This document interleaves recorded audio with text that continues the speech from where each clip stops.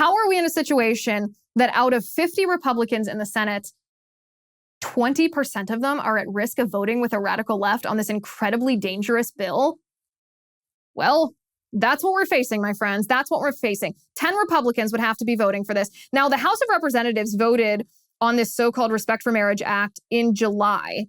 And the vote in the House of Representatives was 267 votes in favor, 157 votes opposed.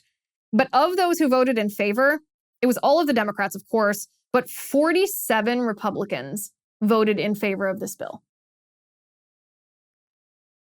47 Republicans. That includes, by the way, Elise Stefanik.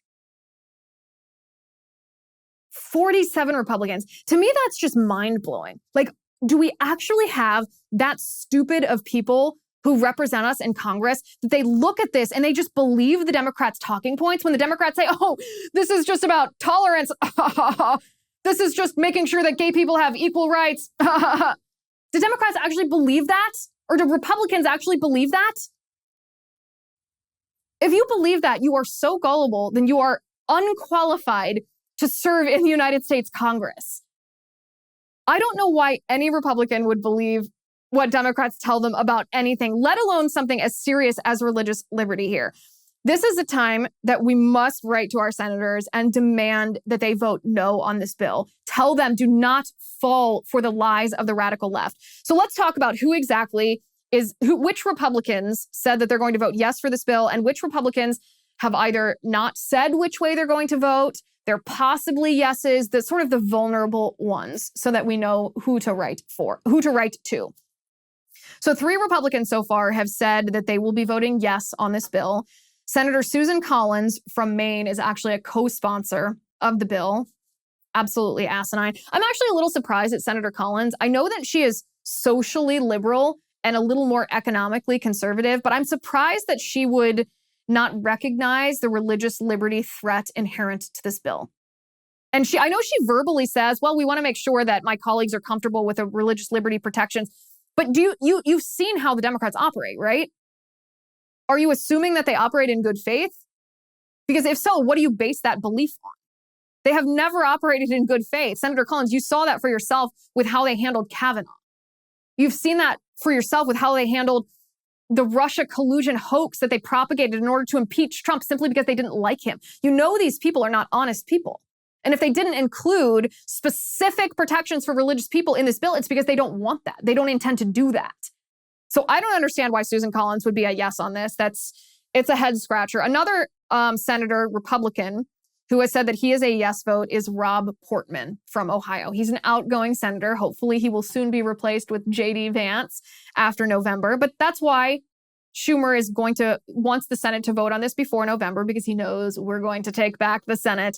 Portman is a major squish on gay marriage. It was about a decade ago that Portman changed his view. He used to support marriage between one man and one woman, but then his son came out as gay and Portman changed his view. So sort of a sad story there to allow a family member's behavior to influence your political beliefs when it comes down to things of principle like gay marriage. But that's why Portman's voting yes. And then Tom Tillis has also said that he will be voting yes. So if you live in the states, Susan Collins state, Portman state, Tom Tillis state, Maine, Ohio, write to your senator. Tell them why you don't want this bill to become law. Tell them to vote no. Tell them that it's just a Democrat strategy to bring up a social issue to try to rally Democrat voters. It's unnecessary, even if you're a social liberal, and it will impact and damage the religious liberty of half of the country who practice their religious beliefs. So according to Politico, Collins, along with a Democratic co-sponsor of the bill,